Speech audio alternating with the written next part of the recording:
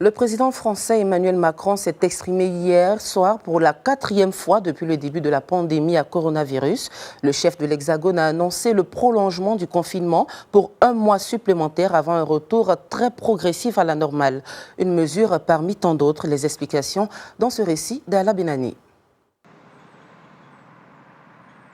Des temps difficiles, des tensions, de la peur, de l'angoisse. Ce sont là les mots choisis par Emmanuel Macron dans son allocution face aux Français lundi soir pour annoncer le prolongement du confinement pour un autre mois supplémentaire.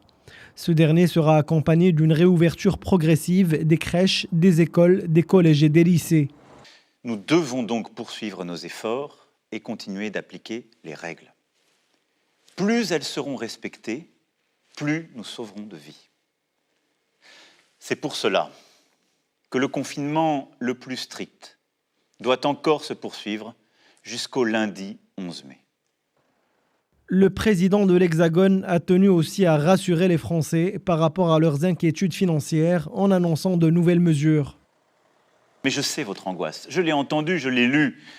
Les charges qui continuent de tomber, les traites, les loyers, les emprunts.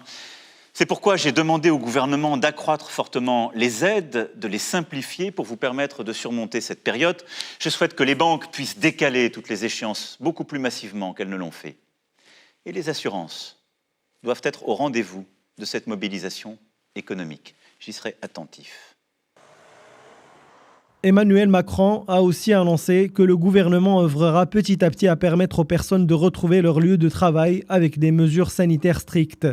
Pour les endroits de loisirs et de divertissement, par contre, le président a avoué qu'ils n'ouvriront en revanche leurs portes que vers la mi-juillet. Une lourde menace notamment pour Cannes et le Tour de France, qui ne pourront de toute façon plus se dérouler à leur date prévue. En vue de freiner la propagation de l'épidémie, la fermeture des frontières avec les pays non européens maintenue jusqu'à nouvel ordre. Le président français a également évoqué des aides pour les voisins d'Afrique pour lutter plus efficacement contre la pandémie en annulant massivement leurs dettes. La France, parmi les pays les plus touchés par le coronavirus, a enregistré plus de 15 000 morts depuis le début de l'épidémie le 1er mars dernier.